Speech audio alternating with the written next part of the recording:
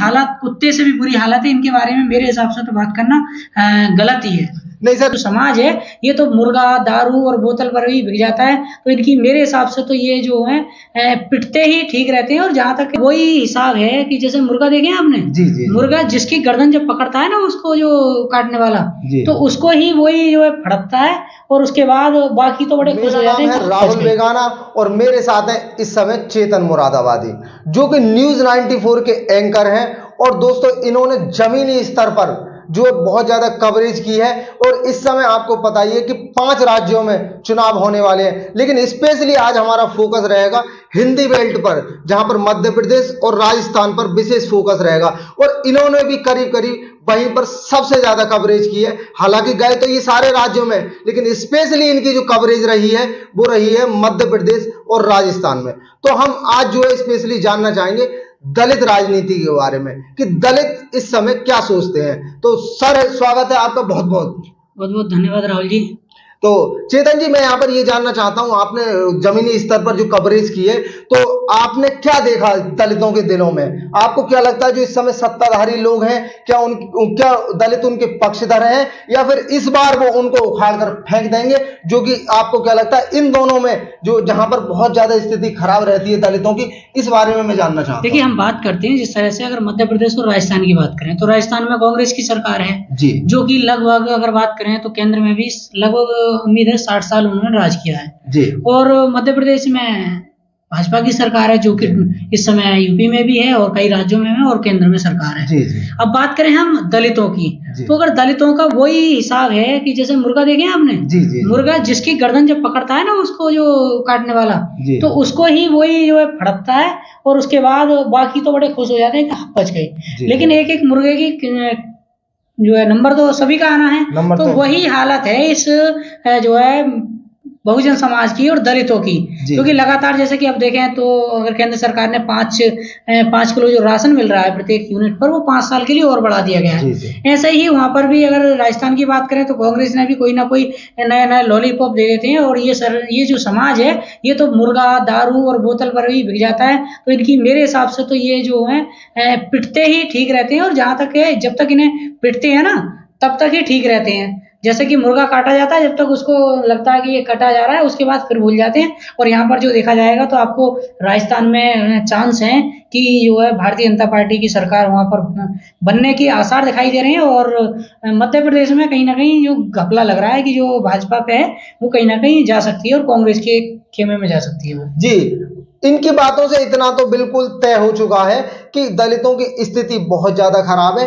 केवल वो लोग लालच के लिए ही वोट करते हैं। उनके लिए दारू और मदिरा और आपको पता ही है मुर्गा बकरा, यही चीज मायने रखती है। और यहाँ पर सर ये भी बहुत अच्छे से मेंशन कर रहा है कि सिर्फ इसी के तहत वोट कर दिया जाए। लेकिन इस समय बड़े बड़े दावे कर रही है सरकार, बड़ी बड़ी योजनाओं के बारे में बात कर रहा है। तो इसके पीछे क्या रीजन है? क्या ये लुभाने का काम है दलितों की? देखिए, यही तो लुभाने का कारण है। चाहे जैसे कि अगर बात करें भारतीय जनता पार्टी की केंद्र की, तो केंद्र में इतने बड़े बड़े दावे किए थे इन्होंने कि जो है जैसे 15 लाख ले लीजिए, और प्रधानमंत्री आवास योजना के अंतर्गत जो कि घर घर पक्के मकान बनवा ले।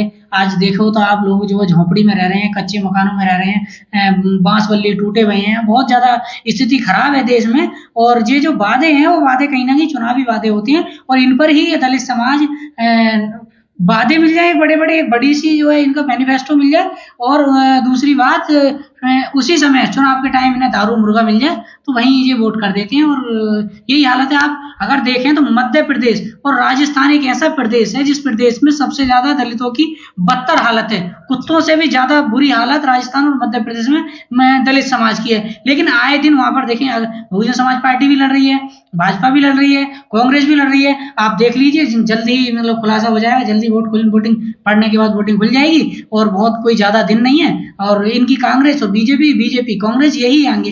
क्या उनको ये नहीं पता चलता है कि आए दिन हमारे साथ गलत होता है? क्या वो भूल जाते हैं ना? तो इनकी लेकिन बात तो करनी पड़ेगी, जैसा कि सर कह रहे हैं कि सिर्फ वादों पे ही ये जो राजनीति पूरी तरीके से अड़ी हुई है और दलित लोग इसको अपना लॉलीपॉप समझते हैं, चाटते रहते हैं और बार बार उन्हीं लोगों को वोट करते रहते हैं। तो ये एक शायद बहुत बुरी नजरिया है। और देखा जाए तो सर बहुत बहुत तरीके से आलोचना कर रहे हैं, क्योंकि ग्राउंड रिपोर्टिंग की है और जहां तक देखा उन्होंने जमीनी स्तर पर। मैं सर ये और जानना चाह रहा हूँ कि जैसे पहले से लेकर अभी तक कोई दलितों के अंदर कोई सुधार आया है, चाहे वो फाइनेंशियल तौर पर हो, चाहे वो सामाजिक तौर पर हो, चाहे वो धार्मिक तौर पर हो? देखिए, अगर सुधार की बात करें तो जिन लोगों में सुधार आता है जी वो लोग आगे बढ़ जाते हैं और वो अपने आप को ब्राह्मण समझने लगते हैं। जी जी लेकिन जूता उनमें जब पड़ता है तब वो भी जो है संविधान का सहारा लेते हैं और समाज का सहारा वो भी उन्हें भी लेना पड़ता है। जी लेकिन जो आगे बढ़ गए हैं उनकी बात तो मैंने बताई थी कि वो अपने आप को ब्राह्मण समझने लगते हैं। जी, जी। लेकिन अगर छोटे कैटेगरी की बात करें, जो छोटे जो काशगार हैं, मजदूर हैं, छोटे जमीन वाले लोग हैं, जो किसान हैं, उनकी बात करें तो उनको कुछ तो ये करते हैं कि बाद में तो उन्हें याद आती है कि सरकार जब उनके ऊपर अत्याचार होते हैं, लेकिन उस समय कहते हैं कि हमें सरकार देगी क्या।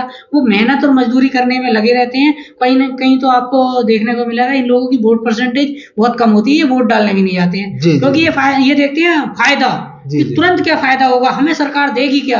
लेकिन कहीं ना कहीं आपको बताइए कि बाद में सरकार क्या देती है, उन लोगों की विरोधियों की सरकार बन जाती है और लगातार इन पर जूते चप्पल खाने को इन्हें मिलते हैं। लगातार कहीं ना कहीं जो इनकी बारातें रोकी जाती हैं, मूछें रखने पर इनको मार दिया जाता है, खाट पर नहीं बैठने दिया जाता है। जिस चक्की से आटा पिसता है उस चक्की से ये आटा नहीं पिसवा सकते।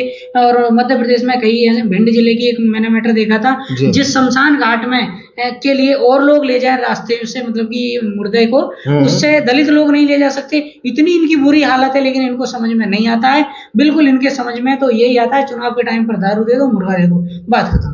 तो देखिए ये कहीं ना कहीं बहुत ज्यादा आलोचना का पॉइंट है कि मतलब आप सिर्फ दारू, मुर्गा और इस तरीके की बातों में आ जाते हैं और लॉलीपॉप चूसते रहते हैं और फिर बाद को आप जो इसी तरीके से प्रॉब्लम में फंस जाते हैं। तो सर एक चीज और जानना चाह रहा हूं मैं, जैसे अब आपने बताया कि ये भी गलत है, वो भी गलत है, तो यहाँ पर ये सोचकर वोट दिया जाए, जैसे मान लीजिए हमारे यहाँ पे कोई कैंडिडेट खड़ा है जी। तो हम वो बढ़िया है इसलिए वोट दें, या फिर उस किसी राजनीतिक पार्टी को वोट दें सोच समझ करके?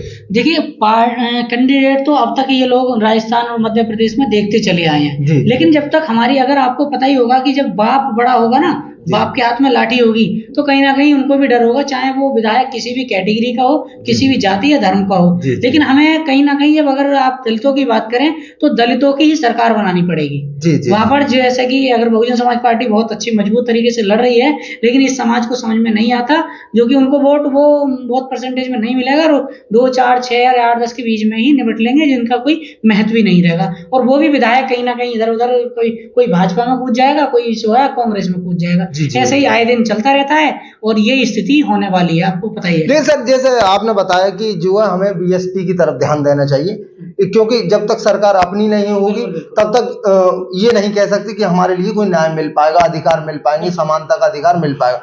लेकिन यहाँ पर ये समझने वाली बात है कि सिर्फ क्या दलितों से ही बीएसपी बन जाएगी, या फिर औरों को भी निशाना टारगेट किया जाए, या फिर और लोगों को भी मतलब इस पार्टी में मिलाया जाए, तो किस तरीके से जीत का क्या रणनीति होनी चाहिए? इस पार्टी में वैसे सभी लोग हैं, और दूसरी बात यह है कि इस पार्टी का ही नारा सर्वजन हिताय और सर्वजन सुखाय है। सभी लोगों को पार्टी टिकट देती है, चाहे वो ब्राह्मण हो, बनिया हो, ठाकुर हो, किसी भी जाति धर्म का व्यक्ति हो, सभी को ऐसा नहीं है, भेदभाव नहीं होता है। लेकिन कहीं ना कहीं उन लोगों को जो बहुत बड़े परसेंटेज में राजस्थान और मध्य प्रदेश में, उन लोगों को कहीं ना कहीं ये भी तो देखना चाहिए कि हम बहुत सारे लोगों को मुख्यमंत्री बनाते चले आए, एक बार अपने को देख लेते हैं। जी बिल्कुल, बहुत ही कमाल की बात कही है। और देखिए यहाँ पर केवल एससी के लिए नहीं बात कर रहे, ना ही एसटी के लिए, ये ओबीसी और जनरल दोनों के लिए कह रहा है। जो लोग बार बार सेकुलर होने का दावा करते हैं, कि सभी लोग कहते हैं, जो ब्राह्मण समाज में भी कहते हैं कि हम सेकुलर हैं, ठाकुर समाज में भी कहते हैं कि हम सेकुलर हैं, बनिया कास्ट ये लोग भी हम कहते हैं सेकुलर। अगर वास्तव में आप सेकुलर हैं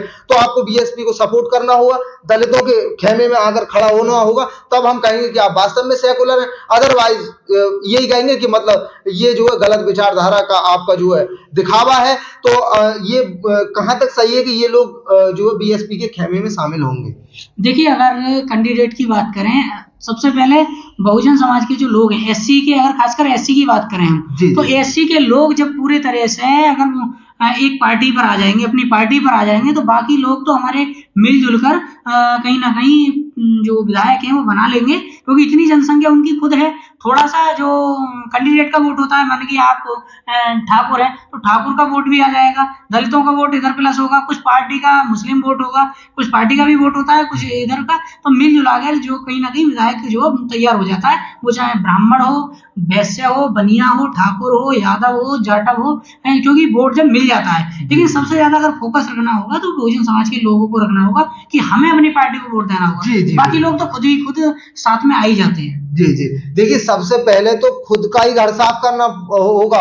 देखिए गलियारे तो ऑटोमेटिकली साफ हो जाएंगे। बिल्कुल सही बात कही है सर ने कि सबसे पहले तो सर एक मुद्दे पर आपका ध्यान खींचना चाहूंगा। जैसे एक आदिवासी मनुष्य था, उनके ऊपर जो है पेशाब की गई, तो वो पेशाब कांड के नाम से आपने देखा ही हुआ, काफी ज्यादा फेमस हुआ। तो ऐसा सिर्फ ये एक इंसान के साथ हुआ या फिर होता ही चला आ रहा है, ध्यान नहीं दिया जा रहा है? देखिए ये जो मुद्दे हैं आए दिन होते हैं। जी जी, कोई मुद्दे दिन में राजस्थान और मध्य प्रदेश में पूरे दोनों राज्यों में कहीं ना कहीं 1 दर्जन हादसे होते हैं बहुजन समाज के लोगों जी, के जी, साथ जी। में, जो कि कोई सोशल मीडिया पर वायरल हो जाता है, जो कि हाईलाइट हो जाता है, बाकी जो वायरल होते ही नहीं है। आए दिन ये चलता रहता है, एक खुलासा हो गया, कहीं खुल जाता है, कहीं नहीं खुलता, ये तो आम बात है। तो इस पर लगाम कैसे लगाई जाए? लगाम बताइए नहीं, सबसे पहले हमें अपनी सरकार, उन लोगों के लिए अपनी सरकार बनानी पड़ेगी, क्योंकि जी, जी। आप देखते आए हो पहले से, किसी को कभी कांग्रेस बना दी, कभी भाजपा बना दी, कभी कांग्रेस बना दी, कभी भाजपा बना दी। तो एक बार किसी और को भी मौका देकर देखें। ये लोग भी तो बहुत ज्यादा, इनको भी तो समझ में नहीं आता ना। कहीं ना कहीं आपको बताइए, जब बदलते रहे हैं, अगर सरकार भी चेंज होती रहती है तो कहीं ना कहीं वो भी जनता पर फोकस अच्छा जी करती बिल्कुल, है। दारू और मुर्गे और बकरे के लालच से ऊपर उठ करके हमें जो है बीएसपी को वोट करना हुआ, एक साथ आना हुआ। देखिए तभी कुछ हो सकता है, नहीं तो वही वाली बात हो जाएगी कि मतलब दिखावा करते चले जाएंगे और आपका जो है शोषण बंद हो नहीं सकता। शोषण बंद तभी होगा जब आप एकजुट होंगे। तो बहुत बहुत धन्यवाद सर आपका। आपका भी बहुत बहुत जी धन्यवाद, जी। आपने समय दिया।